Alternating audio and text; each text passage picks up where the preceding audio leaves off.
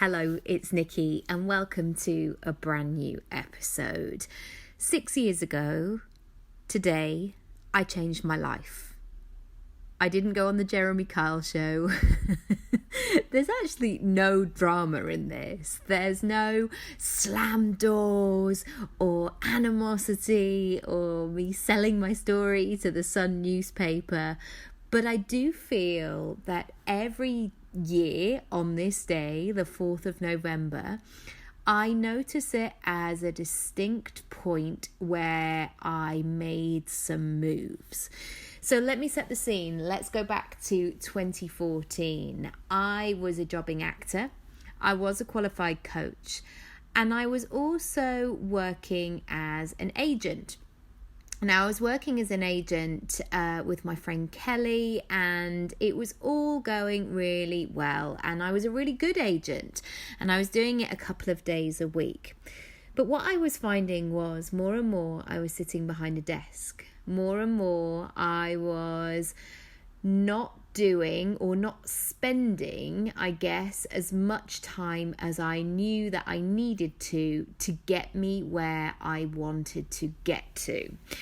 And it was time to move and to no longer just ignore that niggle. And the reason I'm sharing this is because we can all get really comfortable in life.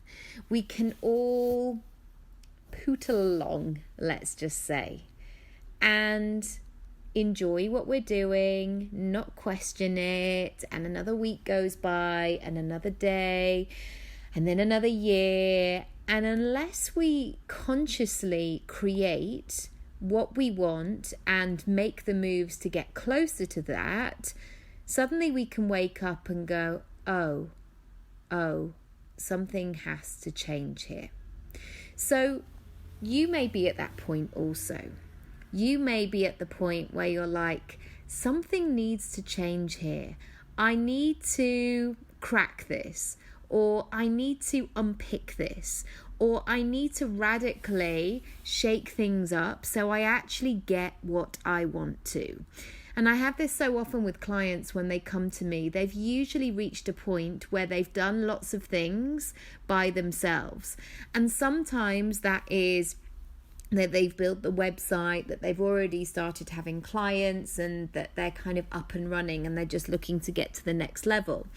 But sometimes a lot of that work or a lot of that processing and ideas has only been in their head. So they're looking, I guess, to make it real. They're looking to make some moves. So I wanted to share with you today 10 things that I did on that day and how I progressed moving forward. Also, just to give a bit of context, you can go to my website and there's a free masterclass about how I changed my monthly rate to my day rate. And again, I'm not going to go into this too much today because it's all in that masterclass. But the way that I saw money, the way that I saw my time, the way that I started to value myself, the way that I got really strategic about what the fabric, what the jigsaw of my life would look like, really started to pay off. Now, I'm not going to pretend that any of this was easy peasy and it just happened overnight. But I tell you what, after these 10 steps, things did change very dramatically and very quickly. So November the 4th, 2014 was the date that I'm going to refer to.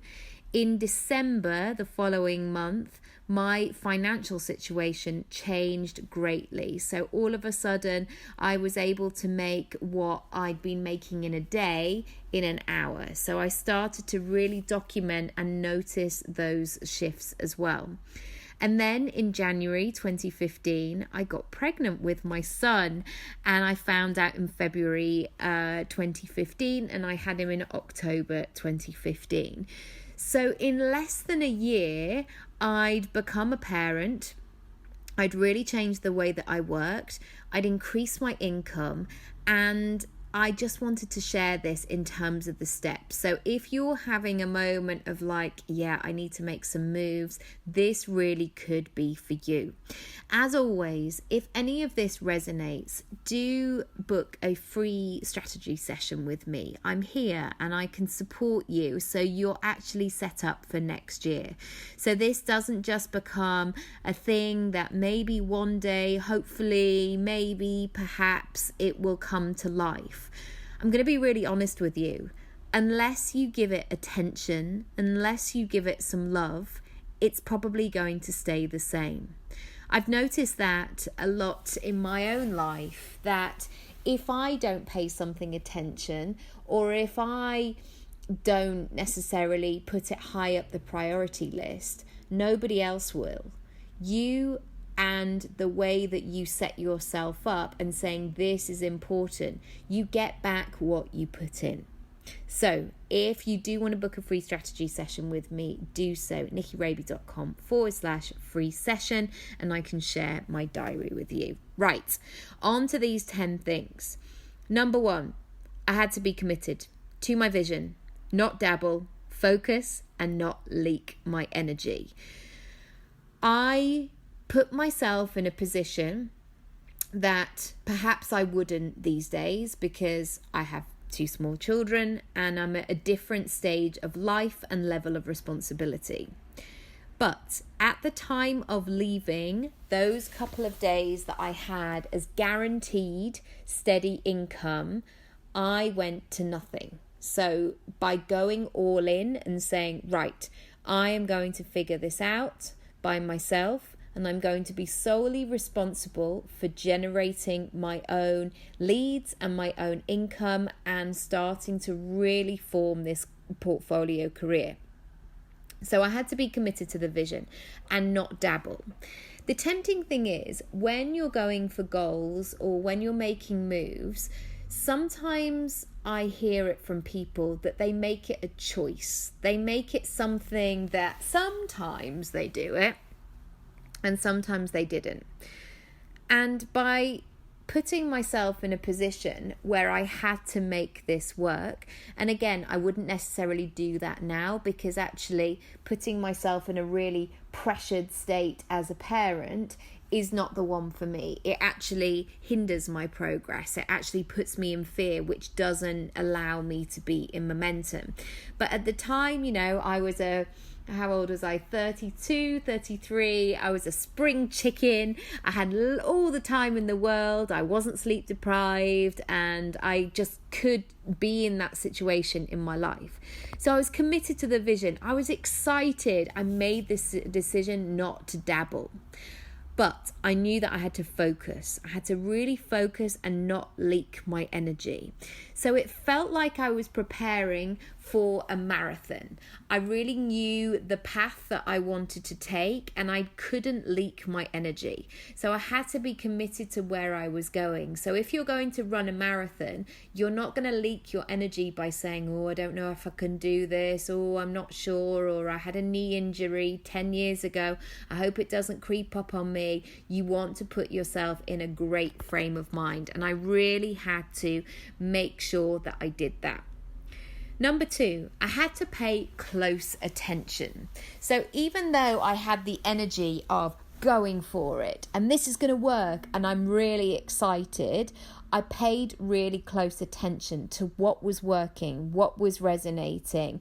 And sometimes those things of looking at your bank account or spending 6 hours on something and then 3 people actually see it, sometimes that's quite painful in the beginning because it can feel like you're going backwards and not forwards. But I knew if I paid close attention, I would end up in the long run working smarter, not harder, because I knew what was going on. And I think sometimes for the longest time, people can spend time in this situation of blindly going through it or hoping for the best or dabbling or trying something out, and they're not really sure what is going on behind that. So I encourage you, if you're making some moves, pay close attention. Notice what you need to measure and what you need to look at. Number 3, I had to know my numbers. And this again allowed me to have some uncomfortable moments at times. Looking at your numbers in detail and really getting to grips with what you need to spend and what your outgoings are and what you need to live and what's important.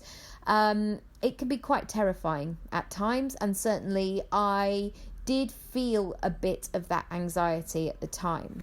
But I had to know my numbers. I had to know what that actually looked like, because I wasn't in a position where I was like, I just got £50 million under my bed. It doesn't matter. So every purchase that I made, I had to consciously think about. But again, this was really good because from a budget point of view, I really had to justify myself to something. So I wasn't making purchases willy-nilly in a sort of like, oh, that looks fun. I really had to be discerning about whether I needed it or not.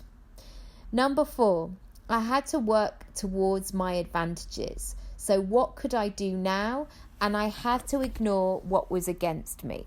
So it can be really tempting when you're making some moves to think about all of the things that you haven't done or you should do or you'd like to do in the future, but you're not quite sure how to.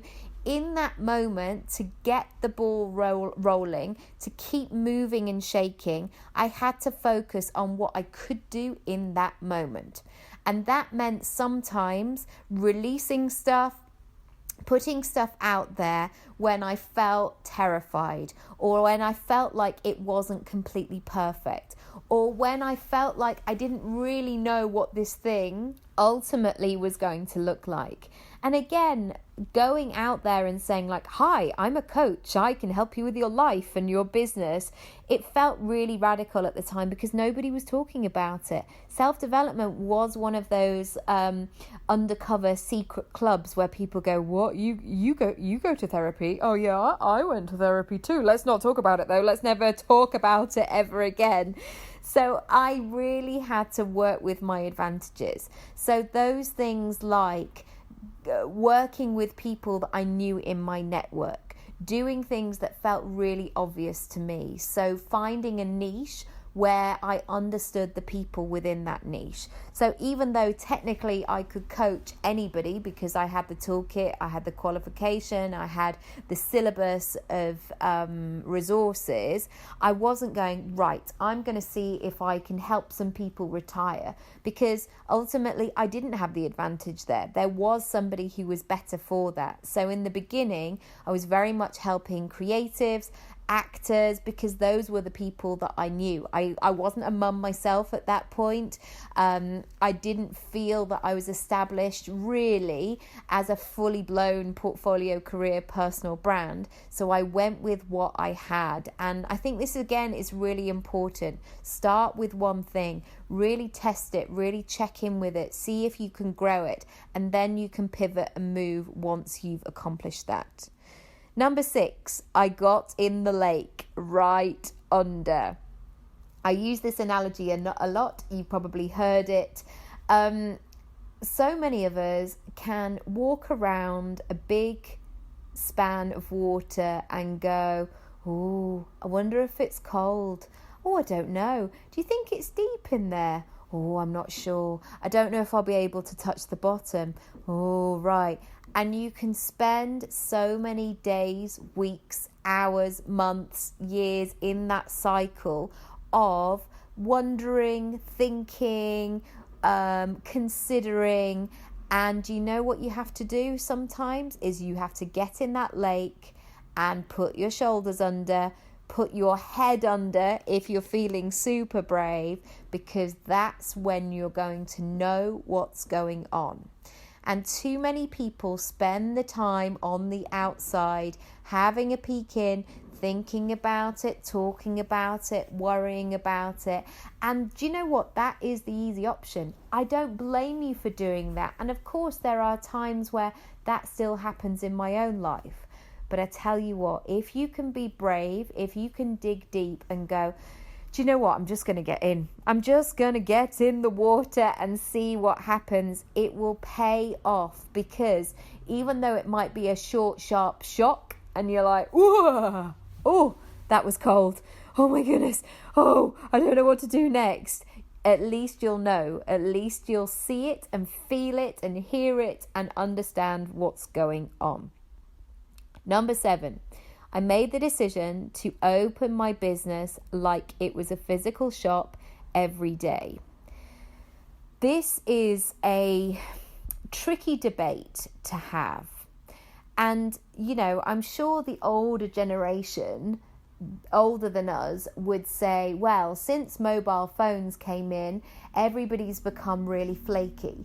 Because it's so easy these days, isn't it, to cancel. You can just send a text and be like, oh, sorry, I'm not going to make it. Oh, sorry, I'm running late. And you can be a bit unavailable when you want to. You don't have to have that commitment that I might have had back in the day of like, I will see you at the bus station at 10 o'clock. And if you were not there at 10 o'clock, that person might leave. And then you'd have to wait until they got home or until they could get a payphone. And then I don't even know how we did it back in the day. But the thing is, with technology or with how you're feeling or what's going on, or if you work for yourself, it can be so tempting to say, I'll do it tomorrow. I'm not in the mood. Things aren't perfectly aligned. Maybe it's not the right time.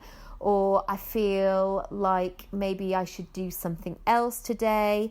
But I knew if I was going to make some progress, if I was going to make this really work and really connect with who and what I wanted to build, I knew I had to open my business every single day, even when I didn't feel like it, like a physical shop.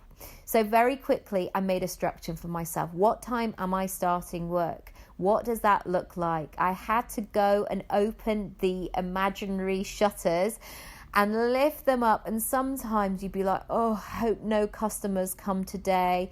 And there might be some days where I was like, oh, I hope I'm not in the mood to talk to loads of people today. Or I hope it's not too busy, or all of these things. But the thing was, if it was a physical shop, I would have to pay rent or a lease or however it would work. I would be paying that money. So the fact that I didn't have that overhead, there wasn't necessarily that pressure. But making that mindset shift, it really helped. And it helped me to actually come the F on Bridget from the Bridget Jones film. Number 8, I chose to find possibility everywhere. When you start working for yourself, or when you are going to the next chapter, the next level, it can be tempting to sit at home in your pajamas, put your laptop on your desk with a cup of tea and suddenly go, it's just me on my own trying to do this.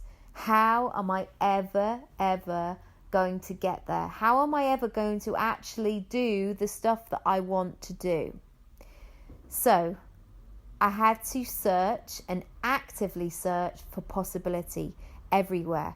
Who had done what I wanted to do? How did they do it? What were the things that made them successful? I really started to study. How do they talk to themselves? How do they start their day? Where did they start to make money? How much did they charge for things? I became such a geek in studying things. So if you choose in that moment, and again, this might be relevant for the month of November as we're talking, you have to make a decision how you want to show up and what you're going to focus on. I know I won't be watching the news on a loop every single day. It doesn't help me. Of course, I keep abreast of what's going on. I have an understanding. I make decisions accordingly. But generally, I'm not seeking out negativity. I'm not looking for confirmation of, maybe I should give up my business because the economy is crashing or because there's a recession or any of that sort of stuff. Choose to find possibility everywhere, because if you look for it, and sometimes you do have to look hard, it is there, I promise you. Number 9, I simplified everything. I knew that if I was going to make progress, I had to be really deliberate and only do the things that I could do in that moment.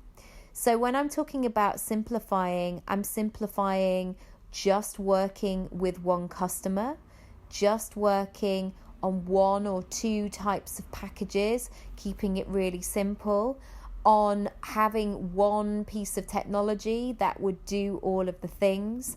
And this didn't happen immediately. I had to learn the hard way. So at one point I had, I think, 3 different Instagram accounts, because I was like, well, that's private, or that's not going to make sense to that person. But the thing was, I didn't know who my target audience really were. I didn't know them familiar. I wasn't that familiar with them at that time. So I had to simplify things, because if you simplify it, it's much easier to be able to notice it and see what's going on. Number 9 or number 8, I can't remember where we've got up to, but I've got 2 more for you. I got clear on the support that I needed now and urgently. The quicker I now realise that I can't get to where I want to without help, the better it is for everybody. There are so many times in my life where I've stubbornly gone, no, it's fine. I can do it by myself. No, I don't need support. No, I'm all right. No, it's fine. I don't mind working all these hours. Oh my goodness. That is great. And that is a good thing to do sometimes when you are watching the pennies. And that's certainly what I was doing. But what I was focusing on was scrimping and saving and going, oh, well, I won't buy that one thing, or I'll buy the cheaper version of that, instead of focusing on how could I make more money to actually get the thing that I wanted. So there's definitely mistakes that I made along the way. I didn't get support quick enough. I should have made moves earlier. I stuck with the free version for way too long when I should have paid for the paid version. But, you live and learn. But again, don't have that temptation of I've got to join all the courses and I've got to be doing this and I've got to have a mentor and I've got to have this person and I've got to have staff and I've got to do X, Y, and Z. Focus on what the next thing is. Imagine a pyramid. Think about the next step that you need, or a staircase, the next step that you need to take. What does that look like? What does that level need and require of you? And number 10, this was the hardest. The hardest thing to do was to bet on myself. Because actually, when I'm growing and when I'm moving to the next level of my business, I'm a human being. There's always 2 sides of the same coin. On the one hand, I bet on myself. I'm listening to my instinct. I'm trusting myself. I'm making moves. I'm taking all the right action. But because I'm a human, there will always be another side to that coin. And sometimes that voice of, you can't do this. Who's going to do that? That's a bit rubbish. That's not perfect. The inner critic. Sometimes that voice can be really loud. So I, again, like Gabrielle Bernstein always says, I have to make the decision to choose again. If that voice comes up that is not helpful, if my own actions are not helpful and they're not allowing me to bet on myself, they're not allowing me to make the moves that I need to make and show up who I need to be, then I have to make some changes. I have to have some awareness. So I made the decision to try and fast forward the process and start showing up as the person that I wanted to be a year from now. And that person managed to really step into the adult archetype. The adult who was like, it's all right, just center yourself, take a deep breath, make a move, go to bed early, you haven't had breakfast, what do you need to do? Another boundary needs to come in place, reply to that email, even though you're doing it imperfectly. I got really familiar with that older version of myself. That more experienced, that older version who knew some stuff, who had weathered some storms. And I tried to make decisions from that point of view. Rather than the Bambi moment of like, I haven't been doing this very long and my legs are wobbly and I need my mum and I don't know what I'm doing. I tried to take those really deep belly breaths of like, no, you can do this. You can do what it is that you need to do. That feels quite cathartic, saying all of that out loud. I hope that's been useful. I would love to know, are there any of those steps that you really resonated with? Are there any of those steps that you're like, oh, I've got to do a bit more of that. I'm not doing that. And again, there's no shame, there's no judgment in that. We don't know what we don't know. So I hope that's useful. I encourage you to implement today, to take some action, to make some moves, and to just try. Do you know what? So many people in this life won't try because it's scary, because it's unknown, because they're worried about what people will say. The fact that you're listening to this, the fact that you're game and you're giving it a go, oh my goodness, it's worth its weight in gold. So congratulate yourself. Notice what's working. I know some stuff is working, so do more of that. Enjoy it. Be playful. Get curious with the process. And ultimately, bet on yourself. Please do. And if you need to lean on me, who's going, yes, you can do it. Come on. That's it. Go on. Like a pageant mum, I'm here. So book a free 15-minute session, nikkiraby.com/free session. And I'll speak to you very soon.